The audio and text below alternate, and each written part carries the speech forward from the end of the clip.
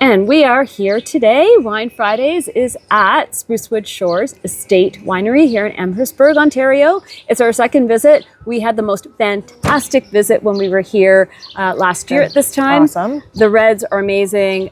We're so excited about our tasting today. And we're here with Tanya, the winemaker, family-run business. And Tanya, just tell us this wonderful story about how the winery came to be and what your favorite passions are now with the wines. Oh, thanks for visiting again. It's nice to see you both. I remember your visit last year too, and you're both a pleasure to talk to. So, phew, okay, yeah, behave you yourselves. loved our wines, which I always like to hear. So, thank you. So you just asked about like our family history, a little bit about our winery. We've been around for a long time here at Sprucewood. My parents started this up 50 some years ago when they planted the vineyard. So the vineyard itself has gone through all sorts of evolutions and changes since that time, but we now grow Baco Noir, Petite Pearl, Marquette, Cabernet Sauvignon, and Cabernet Franc.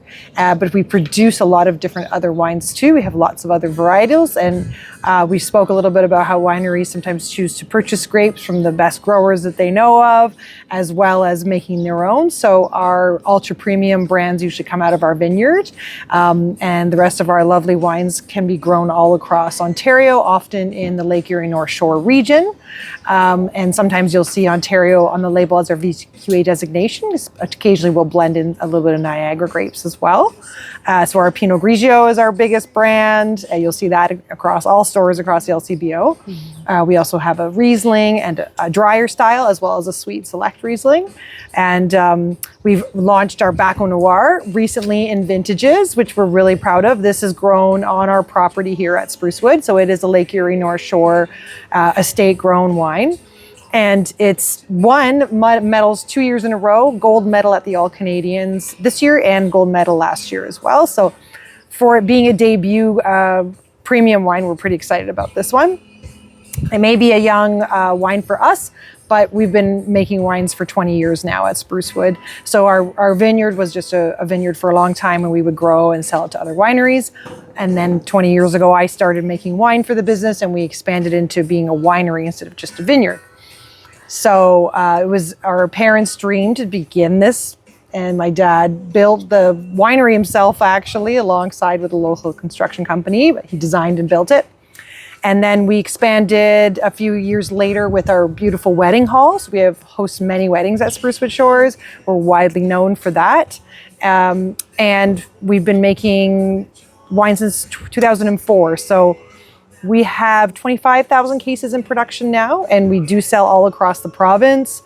We do Canada-wide shipping as well for, of course, limited based on distribution channels, but we do sell a few of our wines in different provinces.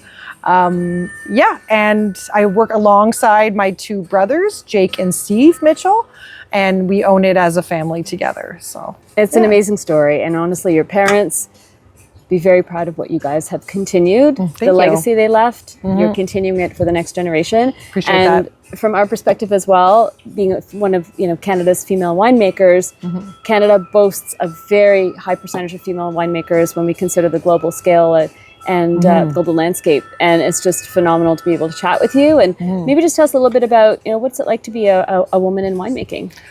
It's just like anyone being in winemaking. It's a job that you have to have a passion for, and it takes a lot of hard work and a lot of thought and physical work goes into the job. So being a female hasn't really ever been something that I've considered, a challenge or any kind of reason not to do the job. So I don't really look at it in that way, but I do obviously know that when it comes to winemaking in the past, it's been a male-dominated industry.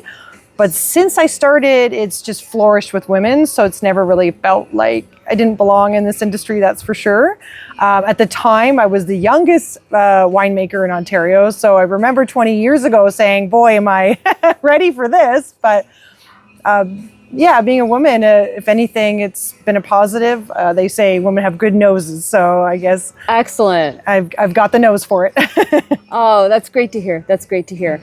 And we're showcasing your award-winning Baco Noir, your 2025. We are, yeah. I love Fantastic. it. It's a really dark red wine, as you can see by the color. Baco Noir tends to have a lot of like really dark colors.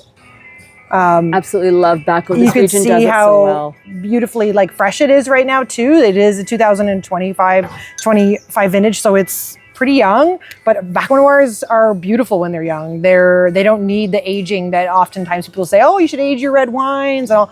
That's not always the case. Some red wines are best drank when they're, you know, in their younger side. So while this will do well with a bit of years and time in the bottle, it's still just lovely right now. It's got a lot of plum in the aroma. Baco Noir is grown very widely across Ontario, so you could probably find quite a few good Bacos out there.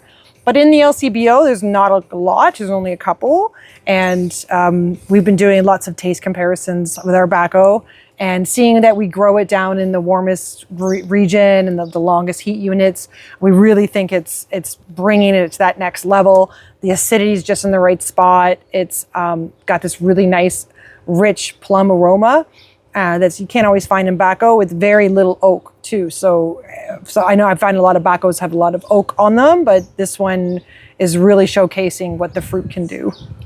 We can't wait to give it a try. Tanya, thank you so much. You're welcome.